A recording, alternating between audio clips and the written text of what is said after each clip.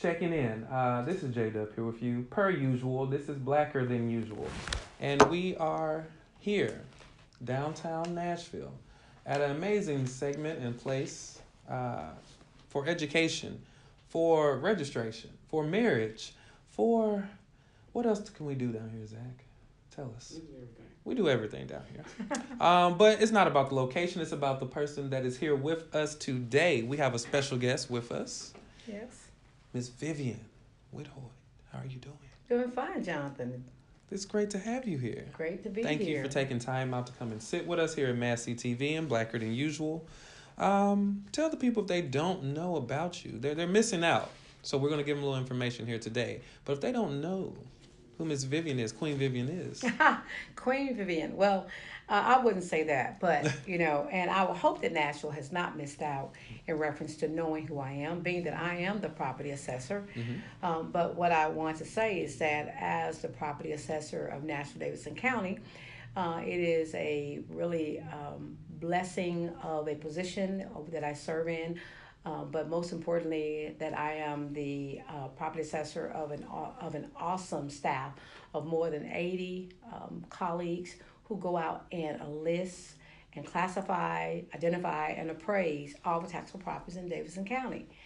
And when you think about who I am, not only as the head of this organization, the Office of Assessments, but it's been the journey that has brought me here that has really been fulfilling to prepare me for this moment. So I'm really excited about being here. Absolutely. We know that Nashville is changing and just growing at a alarming but still exciting rate. Yeah. And the properties are changing daily, from housing to zoning to small business to commercial space. It's So you and your team, you all go out and just gauge what the market is going and report back and set the laws for the property. Well, it's not really. That's not really the process exactly. But Mm-hmm. I like to say that Nashville is not.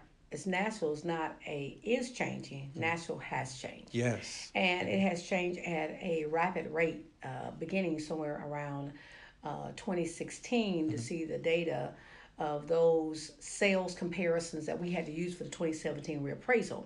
But of course, we began to see some of the creeping in and the seeping of what was going to become the IT city prior to that time. It just gradually was just a rebound from the 2010 market and in reference to the crash of the residential housing industry and what have you. And then it's come back from the flood that happened with Nashville, what happened in Nashville, Davidson County. And, of course, as that emerged and that resolved itself, then the market of the IT city began to materialize.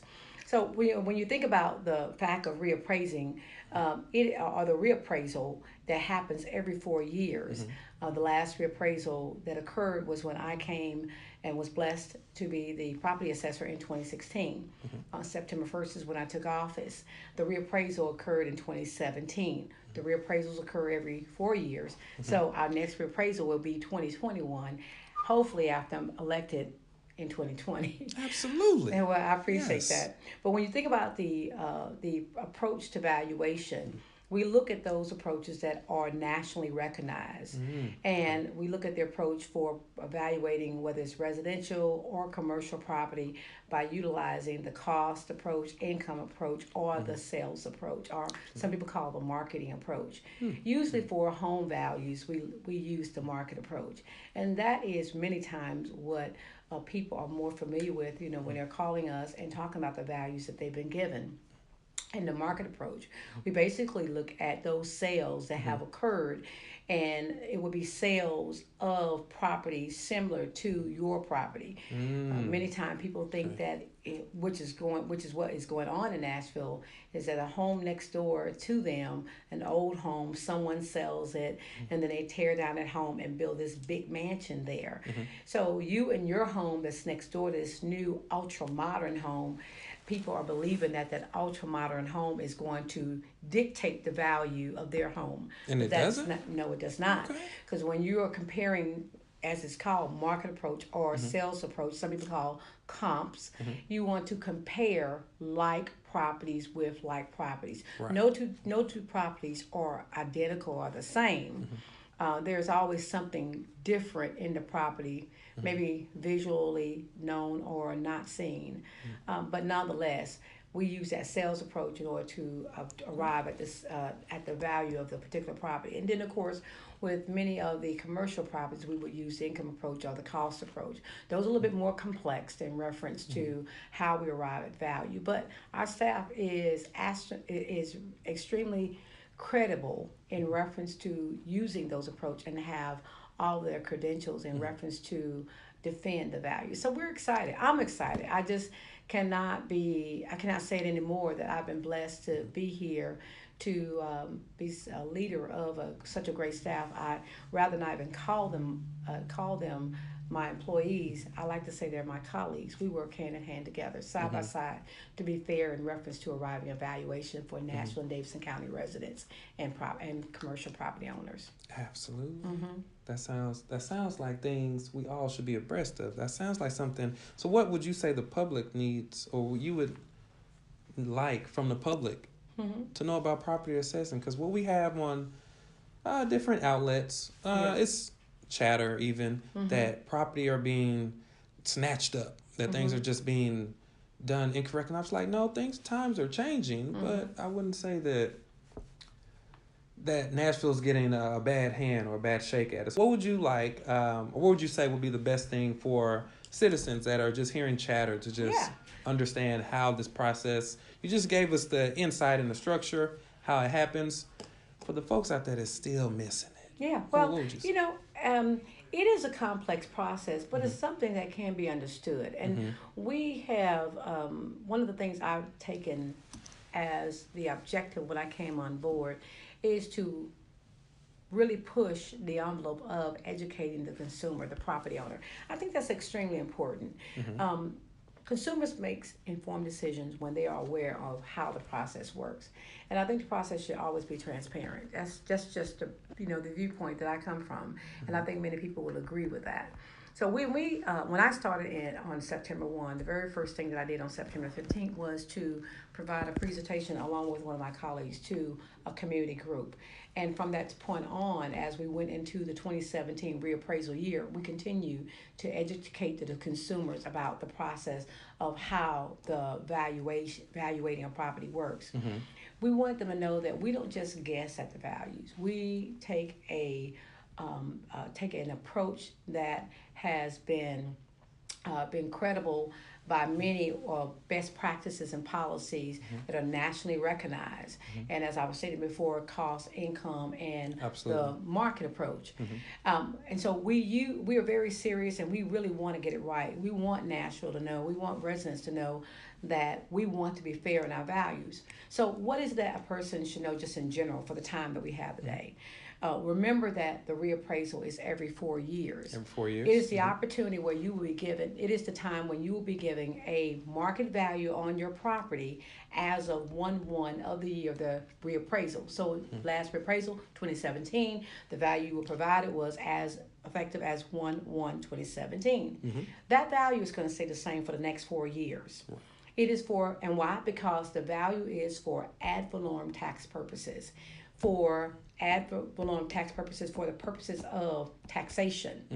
That is a part of the equation. We don't do the taxation. Taxation basically is done by the mayor and the council, because they will have to set what is called a tax rate that is applied to a percentage of the value of your property. So when I say that, percentage of the value of your property. If we came back and say as of 1/1/2017, your home is worth $100,000. For a residential property, 25% of that value is the amount that is taxable. That 25% of the value of $100,000 is $25,000. That's called the assessed value. That is the amount that's going to be taxed upon by the tax rate set by the mayor and the council. So when you get that $25,000 assessed value, you are taxed per 100 of the assessed value. I follow. Okay. So now if you divide that $25,000 assessed value by 100, you're going to be taxed on 250. That's 250 hundredths in 25,000. And then of course, once the tax rate is set, that tells you how much you will pay in taxes. That's just for residential. But the point I'm making is that that value will stay the same for the next 4 years. That value can change, by the way. Absolutely. And how it can change is if you were to improve your property, like add a Add-ons, additions, or what improvements. have you. Exactly. You did that to do what to your value? Raise that. Increase it. That's Yes. correct. So if you increase the value on your property, that means that your tax amount could change, and it will change As it should. as it should. You know, I know people say all the time, but I don't want my value to go up in reference to me paying the taxes. Well, but you do want your value to go up because your home purchase is one of the probably most biggest purchase you ever make in your life. It is, yeah. Okay? So you can't have it both ways. You know, understanding about how the value could go up is very important, but understanding why you're doing what you're doing, then it eases the confusion on what happened to my value. Now, your value could also be adjusted if something was to happen to your property that was not good, negative-wise. Right, A right. fire, flood, tornado, anything like that that could affect the value of your property, of course, bringing it down in value. And there are state laws that we're governed by, That'll protect that that, we're yeah. required to adjust the value in your property if it's not done by certain, if the corrections to your property or getting your property back up to par is not done by a certain time of the year. We must do our due diligence to come out and look at the property and then adjust it. So that's something that's pretty major, and we try to ensure that we provide these deadline dates that are in the law that our general consumer or general property owner would not be aware of. So we really try to do a proactive approach in reference to letting people know about deadlines. We have a deadline right now, and one of the approaches to value, once we've given you that value, every year you can appeal your value. Say, no, I got this deck out back, and then my price should be more. Well, you know, the deck could add a substantial amount. It could be one that's got a lot of, you know, bells and whistles. Y'all come to out it there, on the sir, deck. you just got some steps. We're not going. It's not going. No, yeah, exactly. But you know, many times we'll be able to know if you've done Absolutely. some changes to your properties, and the way we know that is through the fact that you must, by law, you should be pulling what is called a permit in order to do any type of building in your property, and that's for your safety. If what you're building could, in fact, you know, affect someone else's home, or if you're doing anything electrical wise, pulling that permit helps us to know what you're doing and to provide us with an insight in reference to what you're doing there. And so that works out real good. And they would do those permits here as well in the office? The permits are issued by the codes department. Okay. And so we take a look at what permits are coming over the internet from the codes department, and it pretty much tells us what, in fact, they're getting ready to do, what type of massive improvement that they're about to entertain upon the existing property itself. So that's how we get an idea of what you're doing there. But like I stated, for those who have something, God forbid, happen to the home that brings down a value, it's important that we be able to share with them, hey, by a certain time of the year, and that time is really August the 31st, if you're not able to get that property back up to par by September 1, or if it's more than 50% of damage to the property, then of course we need to come out and do our due diligence in reference to adjusting the value, and usually that will be downward. So that's the key thing that a person owning a property needs to know. Another thing that I think is very important that any commercial or residential property owner needs to know is the fact that they can appeal their value every year. I stated that prior. And when I say appeal your value every year, you are then taking that 1/1/17 value, or the beginning of the just say 1/1 value, the beginning of that appraisal year. You can appeal it every year if you're believing that that value is too high. And sometimes we have people come to us and think that the value should be higher. You know, I mean, if you think that they're saying they want their value to be higher, what do you think that they want to do with their property? Trying to get rid of it. That's right, sell it, you know. So they want that value that's on our books to be higher to substantiate their asking price. But there's a little bit more to know about that. As we tell people, once the 1/1 value is set, it stays the same for the next 4 years, right? Right. But guess what? The market is still climbing in Davidson County. So if we give you a value on 1/1, and the market's still climbing, that means our value becomes obsolete in reference to market value. So it's no longer the market value, it was the reappraisal value for the 1/1 reappraisal year. So, but nonetheless, still people may think that their value is too high, and we want them to take the opportunity to tell us about their property. You know, tell us what's wrong with your property or why you think it's too high. Do you have a roof that it needs to be replaced or that's leaking? Do you have a foundation that is being compromised? We want you to call us and let us know, and that is in the informal review period. Okay. Which is where we are now, and property owners have up till April the 29th by April 4 p.m. 29th. Yes, by 4 p.m. to give us some information regarding their property, just to justify what their property value should be other than what we've given them. April the 29th by 4 p.m. Not 4:01, not 4:05. Now wait a minute, I was stuck in traffic and I got here at 4:05. I need my property. Pull over, pull out your cell phone, and you need to call us and say, I want to appeal my value in this informal review period. And we're going to ask you, what do you think your home is worth? You say, I'm not quite sure. I just don't think it's high as it is. Can you take a second look at it? And we'll do the work for you. But we do allow the flexibility for the property owner to provide us with comps that they believe justify what their value should be. We're going to do our due diligence in reference to what that value is. So that is one step. The second step is that if they're not happy with the value that we gave them, or if they're not happy with the decision that we made as far as the informal review, they can appeal their value to the Metro Board of Equalization. That is an independent board. That's very important that the viewing audience know that.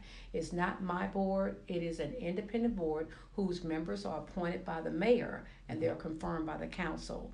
And they take their own look at the value that we provide the property owner. And the property owner appeals before this 5-member board or their appointed hearing officer and make their claim to them about why their value should be what they think it should be. Absolutely. Then they make a decision. Of course, if that decision is not a happy one for the property owner, doesn't make the property owner happy, then the property owner can appeal their value to what is called the State Board of Equalization, which again is another independent board. They set their dates of when they'll hear your appeal as an appellate at their own time. We don't tell them when they can set their dates. So, but it fairly goes pretty constant. That's good. But nonetheless, it is an independent board. We do not dictate what their decisions would be. And of course, after that step, a person can appeal their value all the way up to the Supreme Court if they like. Ooh. Yes. This back patio. That's right. I mean, they got time. They got time. There's a place for when they have time. But my whole point, all over the back patio. Oh, just But the whole point of the matter is that people have the right to appeal their value. That's good. And That's everyone should know when does that right begin and when does it end. And we try to make a proactive approach in ensuring that property owners are aware of these dates. So they can take advantage of it, but they can exercise their right in those efforts. Absolutely. We feel confident in the Office of Assessment of the values that we provided to property owners. We're not perfect though. I mean, we want to get it right, and that's why we like to hear from our property owners of their thoughts. And then they can find out how we arrived at the value, and we can learn from them why they believe that value should be different. It's a wonderful exchange, but it's one that's transparent, and it is backed by the fact that we just want to be fair.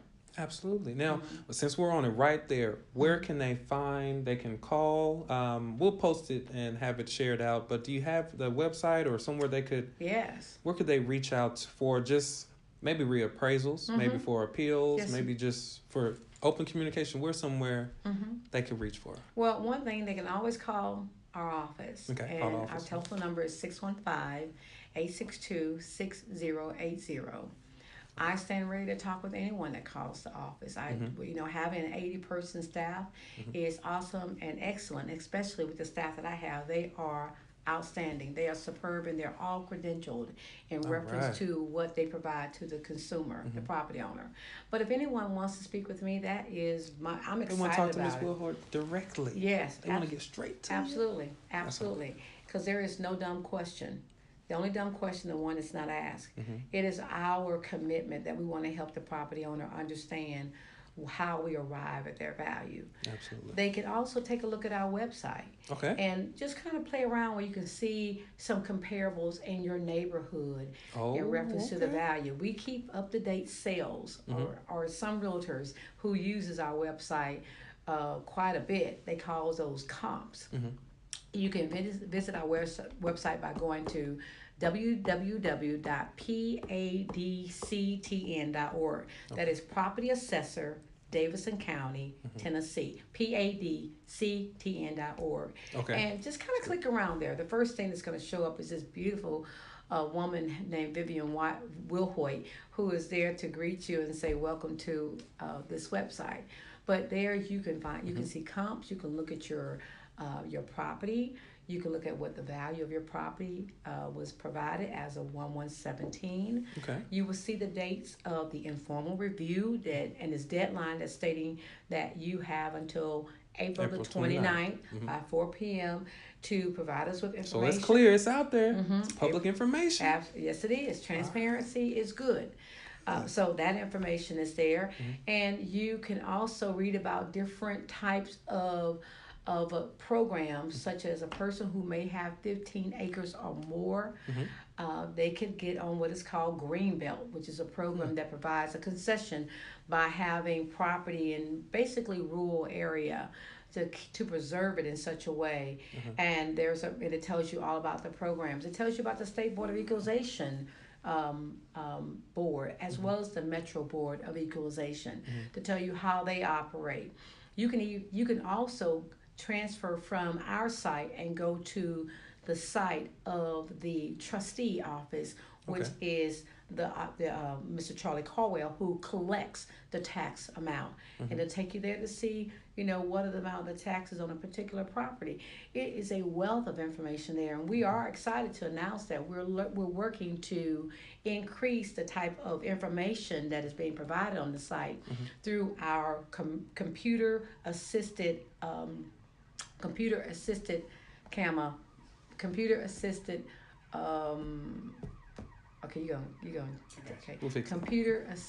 mass appraisal. Fine. Computer assisted is the computer assisted mass appraisal system that is going to be upgraded within the next 2 years, which is going to give the local and national community just a wealth of access to knowing more about the areas that they're looking into, whether they want to buy or sell or their own property. All that information is there at your fingertips, and that's great. Giving that information to the people and helping them understand how the process works is so very important. So those are some things I think that it's important that the viewing audience needs to know. Absolutely. And most important, that we just want to be fair when we give them their value. Absolutely. See, you did that such elegance, such information, such wealth of knowledge. Sounds like you had some real estate investment in your past. You dealt in real estate, I saw. Well, I would like to say I didn't per se just dealing with real estate, but my connection does come from the real estate arena. All right. I was excited that after I graduated from my alma mater, Tennessee State University. Tennessee State? Yeah, I hear that you're a Tiger, right? But you're that other Tiger, okay, that MTSU Tiger, right? See, True Blue. We'll talk about it later. You are interviewing the real Tiger, so that's okay. Anyway. We want no Tiger. We had Blue Lightning. It was a horse and something, but here nor there. But yeah, after I graduated from Tennessee State University, yes, I was very blessed to be able to be employed by the Tennessee Public Service Commission, which is now known as the Tennessee Public Utilities Commission, I do believe. And there at that organization, I was hired as a real estate appraiser for ad valorem tax purposes, which is basically what I do right now. Many people called our office the 96 assessor. And what I mean by that is there are 95 counties, there's 95 assessors. So, by our office being the entity that did the ad valorem appraisals for those properties that locally cannot be valued by the local assessor, we would consider the 96 assessor. So, what were those properties? They were those properties that were owned by the for profit gas, electric, and telephone utilities, and the railroads, and the truck companies, and that's by law. So when I started out, I was an appraiser of cell towers, and then I would pick up some utility companies, maybe their transforming station or their cell tower transforming stations, various type of structures like that. And then I've also done truck companies in reference to the buildings, and it was a very rewarding profession. But it led me to here, and I'm just glad that God directed my path to go that way. I always remember when I went into the career center at TSU, and by working for the with the Metro Housing Authority. It was not the Metro Housing Authority. It was Housing and Urban Development, the federal agency. I'll never forget being there and seeing these appraisals coming in from different appraisers and looking at the subject property and the different comparables and how all that worked. So it encouraged me to take a class. Take a class, and it was a professor by the name of Louis Laska who taught the class. But at the end of the day, I enjoyed it so much. I had decided I was going to be a real estate appraiser or go into that arena, and so hence at the Public Service led you Commission. right to it. Yes, but in the Career Center at TSU, the announcement for a real estate appraiser one with the state of Tennessee was on the board. And I have to admit, I took that announcement down because I said, this job is mine. And it was. So I didn't want any other student to get that job. Look how stuff manifests for you. You wasn't even planning to do that, but then stuff just gets right in front of you. It's like, I'm going to claim this one. Exactly. So that was my background. And I stayed with the agency 29 years, 7 months. And it was a wonderful time, my ups and downs, but it took me here, and Absolutely. It definitely has served as the beginning to a lot of things that I do here at the agency now. Y'all heard it first. See, this is the type of information that needs to be public. This is what we're seeing, a lot of gentrification. We're seeing a lot of things change. So it's not very detailed on how the process works. Right. Who the people are, and to see that a woman of color is behind this as yourself. What have you seen? We're going to wrap up here shortly, but have you seen any major difficulties for you? What has been your greatest triumph with doing with reappraisal work, doing with just handling people's finances, handling people's taxes, and actually being not the standard type, but a better type? Wow. But how do you feel? Well, we know that there exists some or much displeasure with my being here. Of course, I would think that my predecessor had his own base, and those would have preferred him to be here, but that was not God's plan. Okay, so that's how I think that works. But overall, when I look back over my getting here and being here, the challenge has not been great, but I've been a little disappointed in the fact that, like in 2017, after the reappraisal was done, that it was stated that we were the reason, the Office of Assessment was a reason for the shortfall in revenues, when in fact we were not the reason for the shortfall in revenues. In a reappraisal year, the tax rate has to be adjusted. And when it's adjusted, it has to be adjusted to what is called revenue neutral, meaning no revenue comes from it. By law, the value of an existing home must be adjusted with the value, and the total values of all the homes cannot bring in no more revenue than it did in the previous year. Okay. So depending on the economy that's happening around your home, 4 years ago when the reappraisal was done, your home may be valued at $100,000. But because the buying and selling of homes all around you for similar properties is occurring 4 years later as we get up to the next reappraisal, your home may be worth, by looking at the comparables that are existing, it could be worth 200,000. Okay, Correct. so we just have to reestablish the equity as the market has allowed. So with that being said, that has to happen. But the city cannot bring in more revenue than it did in the previous year. So they collect the same revenue. It's just collected differently on different properties, depending on how it's valued. Absolutely. Okay? So you ask yourself, where does the city gets their revenue?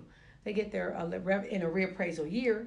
We have to pick up new construction and other different types of things. So in reference to personal property as well. So we pick up those new construction, and the value of that is added on to what we pick up, to what we provide in reference to the properties that cannot, you cannot bring in more revenue than you did in the previous year on existing construction. Okay. So when you have that dynamic, you know you're going to get this because it's what you received in the previous year, and you know this is about the money you're going to get from new construction.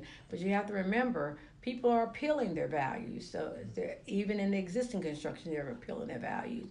The new construction, they're appealing their values. So they're appealing that are going on.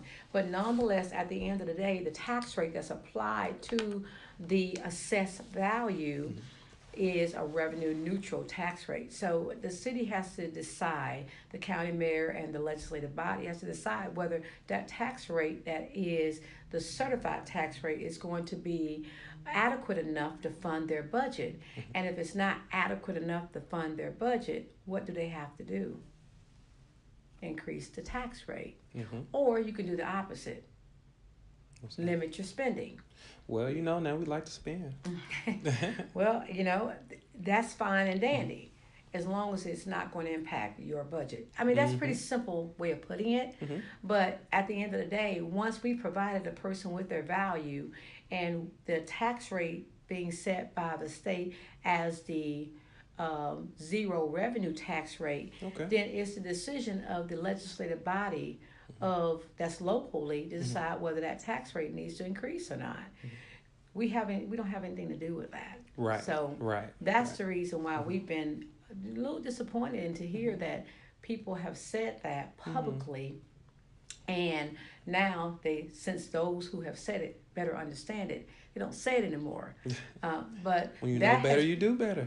That's right. But inform individual make informed decisions. Right. I like to believe that once they were informed that how this works and what occurred in the reappraisal year, the decision to no longer say it and to know that we had nothing to do with a shortfall is very important. Absolutely. So that was the biggest challenge, to circumvent those who were saying it, to go to the people, to show them the data and the information, to let them know that we're here to be fair and to do our job under the law. And according to the state statutes under which we're governed, that is what we're going to go by to the best of our ability. And that is what we did, and that is what we'll do again in 2021. Come on, 2021. Hopefully after I'm elected in 2020.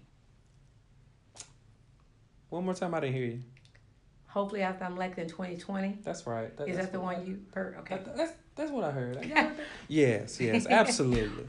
So with that, we're going to go ahead and close. Thank you once again for taking time out.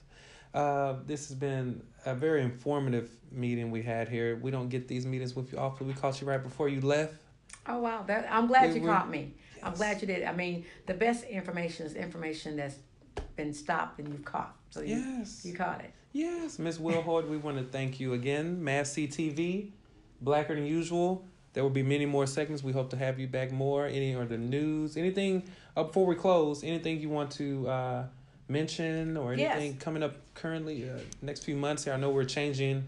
It's election season for a lot of Metro Council. Yes, it is. It's going to be a hot summer. Yeah, it looks like it's going to be a hot and maybe long summer.